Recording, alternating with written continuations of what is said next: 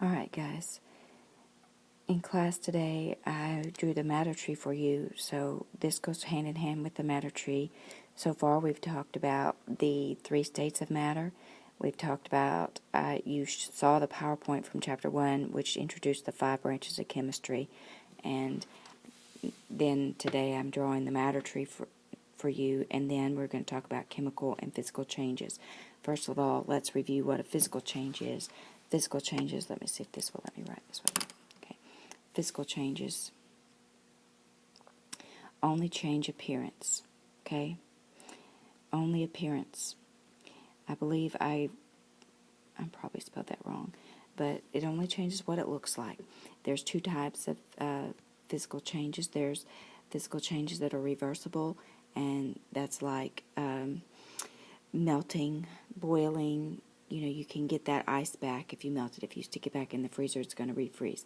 But if you cut the grass, you're not going to get that grass to get back on there, if that's pretty permanent. All right, now it's still a physical change because those grass clippings are still grass. Now you leave them to rot or decay, they're going to, of course, rot, and then that's a chemical change. But the act of just cutting that grass into smaller pieces, it is still grass until it decays. It's okay. Now, chemical changes, on the other hand, they change the chemical composition of the substance. Things like burning, things like corroding, decaying. Those are all examples of chemical changes. So let's talk about what does happen during a chemical change. All right.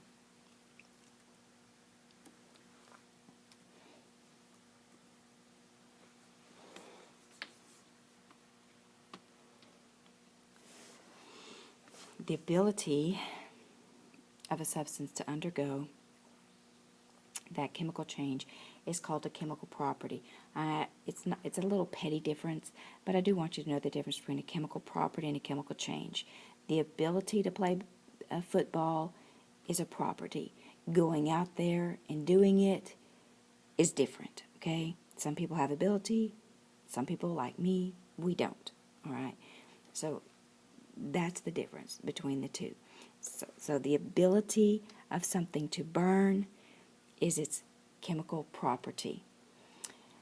Actual doing it is the chemical change. So do know the difference between those two.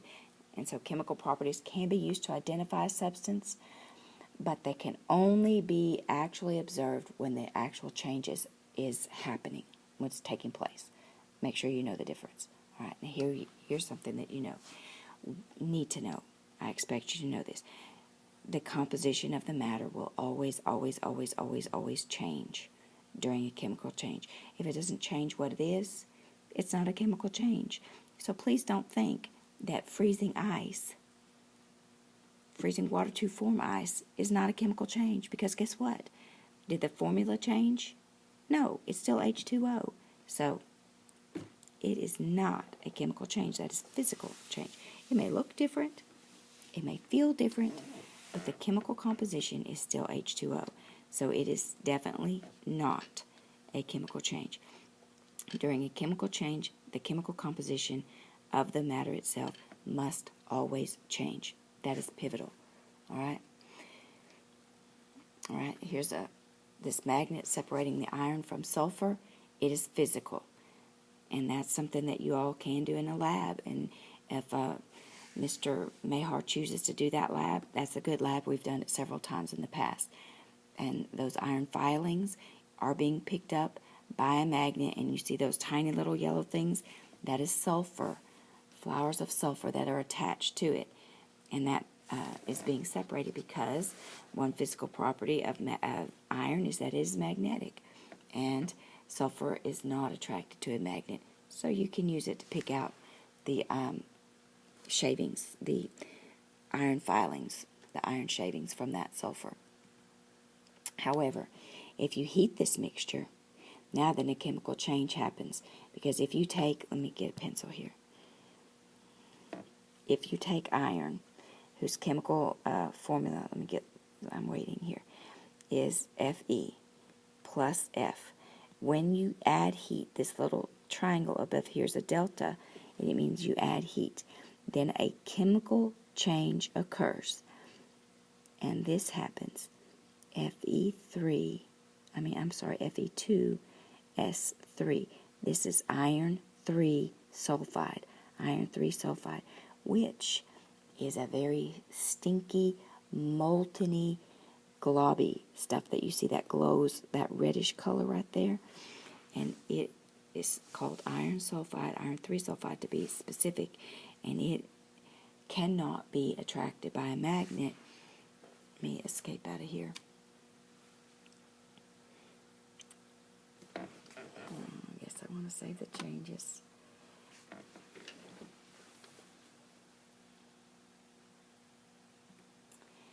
And then this, if we were to run a magnet on that, it would not be attracted, because now iron 3 sulfide is not attracted to a magnet at all. A chemical change has happened, a new formula. The iron by itself was just plain old Fe. Let me get back there to it. No, it's not going to go. And iron by itself was just Fe. Sulfur by itself was just F. But the two together, if you heat them, are Fe2S3, iron 3 sulfide. So another name for a chemical change is called a chemical reaction, and you can write formulas for that. All right? The starting substances, I'm going to expect you to know that. The starting substance is called the reactant. There can always be more than one. Sometimes there's just one, but sometimes there can be more than one. The reactant or the reactants. And if there's a product, that's what you end up with. Sometimes there's one, sometimes more than one. Okay? And then how can you know that a chemical reaction has taken place? There are 4 possible clues that a chemical reaction has taken place. First of all, the product can get hotter or colder, some sort of transfer of energy. Those hot hand warmers are one. If you play any kind of sports or anything like that, you've seen those cold packs. You break it open and it gets really, really cold. Or glow sticks, when you break them, like at concerts or Halloween or whenever, that's a chemical reaction that's taking place inside there. You can actually see that transfer of energy, that chemiluminescence, that's light energy. Some sort of color change. Now, color change does not always mean that there's a chemical reaction that's happened. If you add food coloring, then that is not a chemical change, guys, okay? You add a dye to it. That is not changing its chemical composition, all right? But if you add 2 substances together that were clear and colorless, and then they turn bright yellow, that is an indication that a chemical reaction happened. A gas is given off, okay? You add 2 substances together and it bubbles away. That's an indication that a chemical reaction has happened. Or the formation of a precipitate. Now, a precipitate is when you pour 2 liquids together and it forms a solid, and that solid is heavy and it sinks to the bottom. That solid is called a precipitate. And if a precipitate is formed, that means that, hey, there was a chemical reaction that happened here, all right? Here's an example of a precipitate right here. You've got these 2 liquids. These are curds from the formation of milk right here, okay? All right. And then, here, oops, let me get this here. Here's one thing that cannot happen during a chemical reaction, though. I'm getting back into my drawing mode here, and I'm almost finished. This is it right here. During any chemical reaction, it says right here, during any chemical reaction, the mass of the products must stay the same. God is the creator. We are not. We can change it from one thing into another, but if you take 3 grams of this stuff plus 4 grams of that stuff, you're going to end up with 7 grams of product. Is it going to look different? Yes. Is it going to be something new and different? Yes. But if you start off with a total of 7 grams of stuff, you're going to end up with a total of 7 grams of stuff. Prime example, it's well known around areas of people that we know and love. For many, many years, since my children were very small, I make pancakes every Sunday morning. That's a tradition at my home. You come to my home, you're going to get pancakes on Sunday morning. Now, if you weighed everything that I put in those pancakes, if you weighed that pancake batter before, and then you weighed the pancakes when they were finished, they're going to weigh the same, period. Are they going to look the same? No. You eat that pancake batter before it's cooked, and it is nasty. But you eat it after, and it's delicious. okay? But the mass of the products must equal the total mass of the reactants, okay? That's going to be, I promise you, that's going to be a quiz question and a test question. Guaranteed. Absolute guaranteed. Absolute guaranteed. Got it? I'm almost done here. That is called the law of conservation of mass. And it states in sciencey terms that in any either physical or chemical reaction, you have to have the mass is going to be conserved. In a nutshell, that's what it says. The mass of the reactants is going to be the same as the mass of the products. Okay? And there's an example right there. You have two test tubes right there, and they're clear, colorless liquids, and that's their mass. And then you poured one into the other. It turned this yellowy stuff. There's a color change that indicated that a chemical reaction happened, but look at the balance pan. It weighs exactly the same. Okay? Mass was definitely conserved. Color change happened. You can see that. Okay? But the mass was definitely conserved. Now, you can definitely use that to say, hey, what if, I wish I could go back to that screen that I wrote on.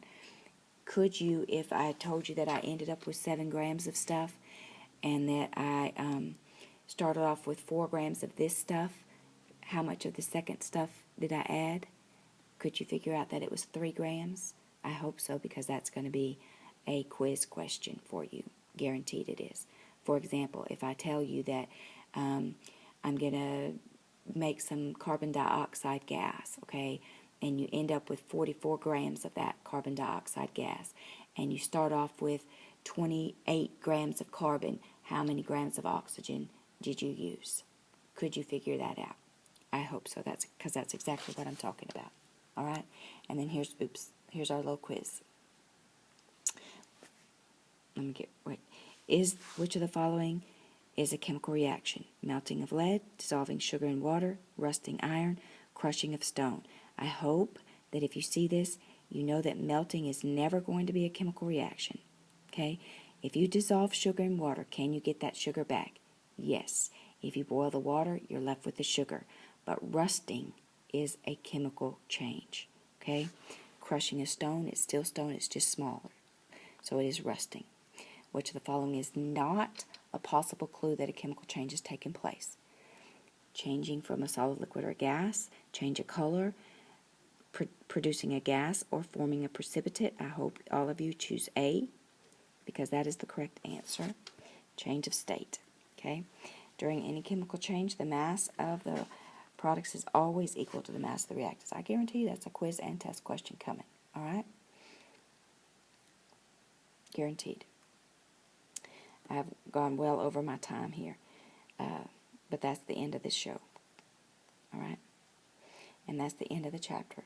So you're going to be having your first test over chapters 1 and 2 this week. Be prepared for that. You're also going to be having your lab safety test this week. So it's a big, big week for you all. And I hope it's a good one for you. Have a good day.